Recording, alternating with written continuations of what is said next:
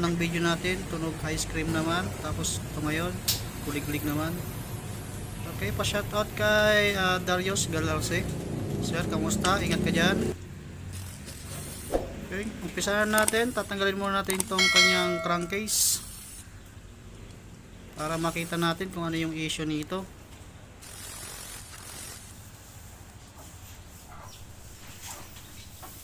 Gamit tayo ng 8mm. Ang ginagamit ko, impact wrench, chargeable, rechargeable.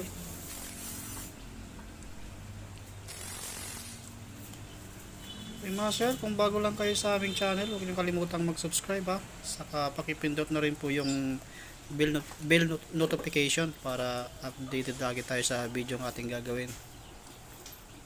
Itatanggalin muna natin itong kanyang crankcase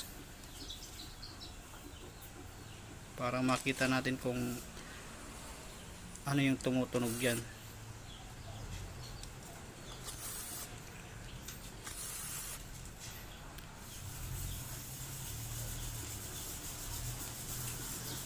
Tanggalin natin yung mga tornilyo.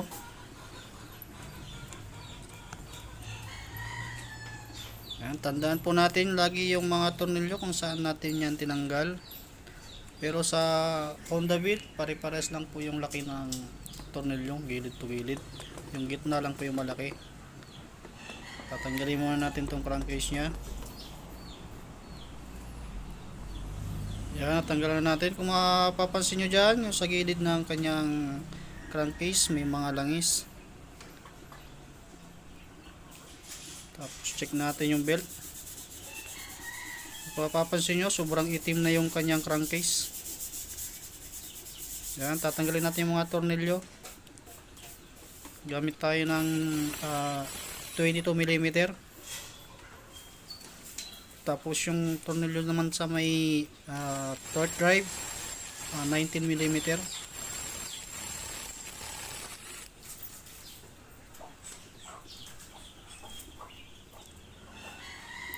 Tanggalin natin.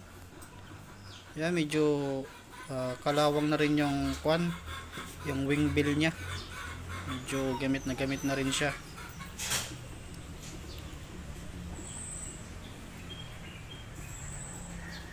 Segregate natin yung mga parts nya.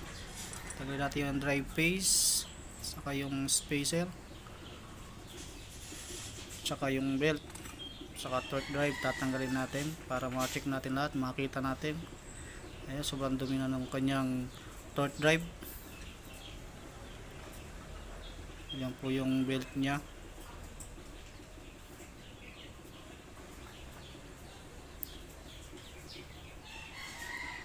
Yung belt nya okay pa naman siya.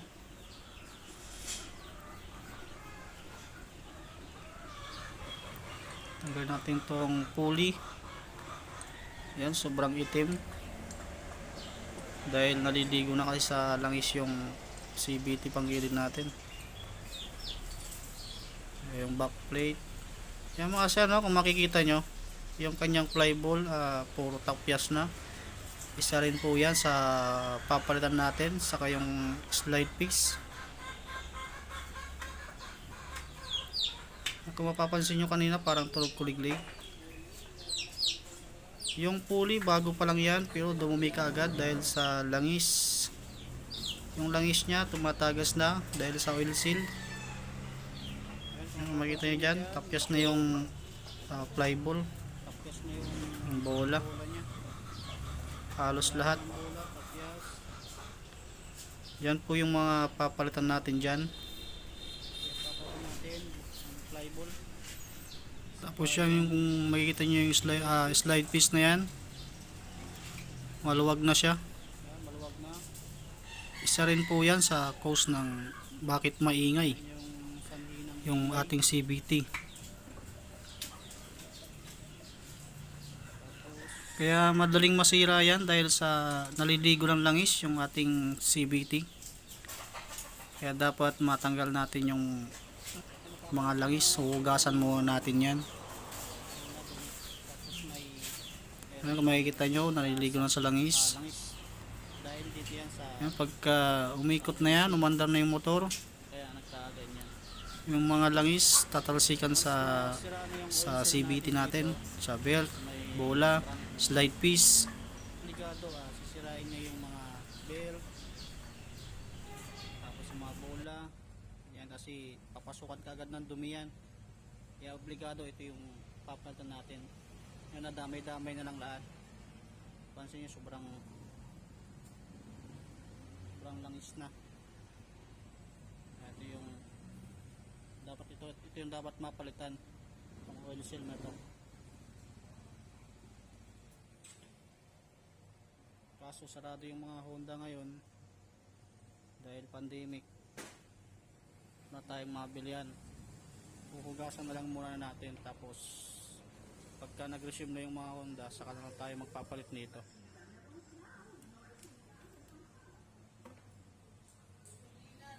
Gasolina.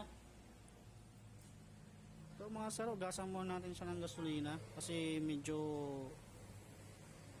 naligo na sa langis. Totally hindi ko ina-advise ang maghugas ng gasolina dito sa CVT dahil nga ito lagi ang nasisira pag naghugas tayo ng gasolina. Pwede tayo maghugas ng gasolina kung a-apply nyo kaagad ng tubig para hindi masira yung oil seal natin, kasi lalambot kasi yun, tapos may initan. Ngayon, hugasan natin siya ng gasolina dahil yung langis niya hindi na kaya ng sabon. Hugasan natin siya ng gasolina dito, tapos lahat ng panggilid niya na napatakan ng langis hugasan natin, tapos ibabalik pa rin natin yung oil seal niya. Hindi pa natin siya papalitan dahil wala tayong mabilang parts ngayon, kaya pababalikin na lang natin ulit si sir. Tapos gagawa natin siya ng paraan para kahit paano makabiyahe siya sa Grab, kasi mas importante kasi ito.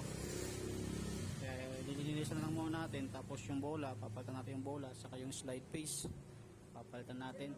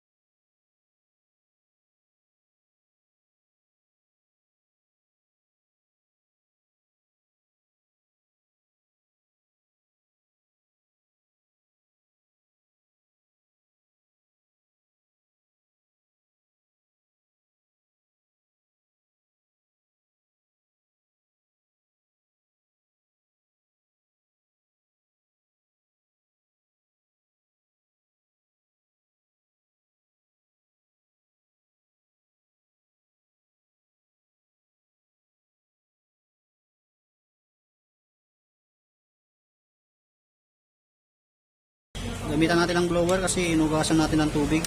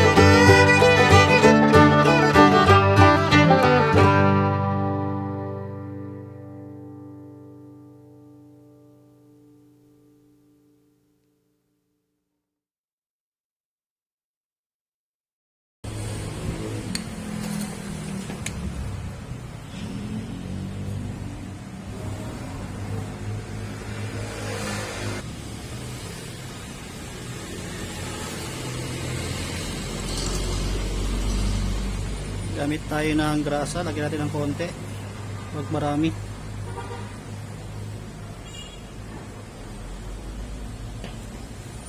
Yung kapahid-pahid lang.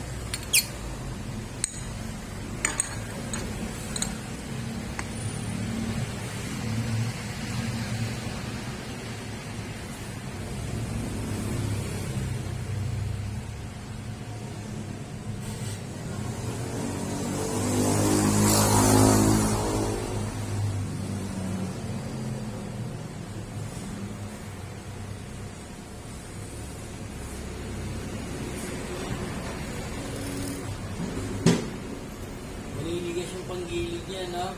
Oo. Sa langis. Oh, nabasa na ng langis eh. Ha? Nabasa na ng langis eh. Lahat basa eh.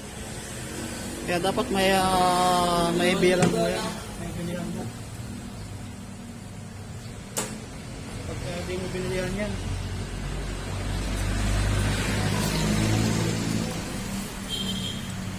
Yan, tapos na natin. Ibalik na natin yung mga dapat natin ibalik sa CVT. Huwag po natin kalimutan kahit mga washer. Huwag nyo pong kakalimutan ibalik. Yung belt di natin pinalitan kasi okay pa. Pinunasan lang natin kasi naligo yan ng langis. Kaya medyo iba yung tunog.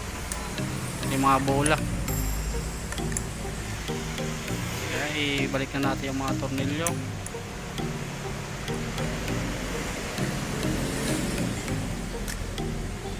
Yung tornilyo, huwag nyo kalimutang higpitan. Dapat sakto yung higpit nya.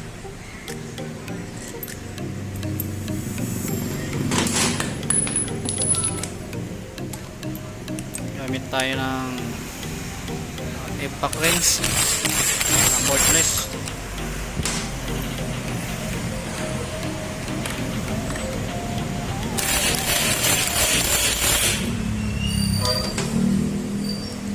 Balik na natin yung kanyang crankcase nya, lagyan nyo ng grasa yung bearing.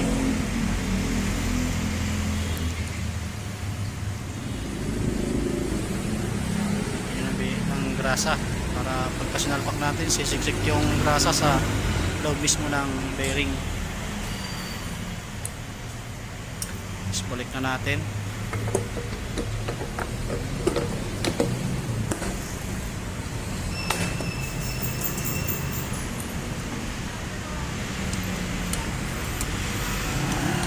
Tapos balik na natin mga tornilyo niyan, lahat ng gilid pare-parehas ang laki bukod dun sa gitna. Yung gitna lang yung mas malaki dyan.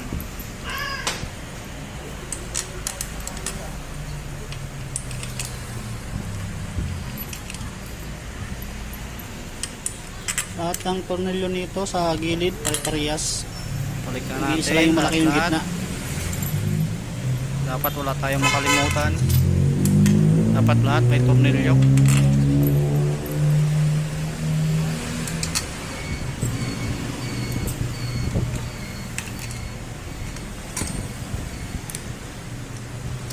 Higpitan na natin.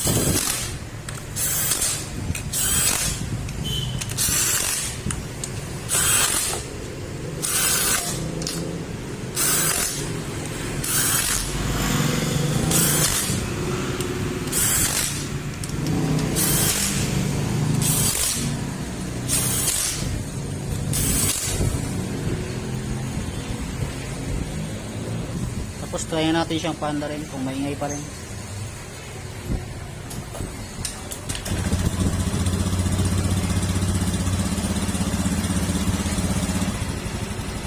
Yan, nawala na po yung ingay ng panggilid niya. Tumahimik na ulit siya.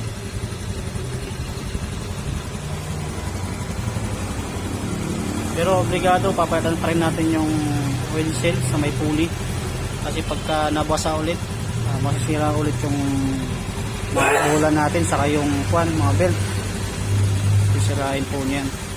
Kaya dapat kailangan natin mapalitan yun.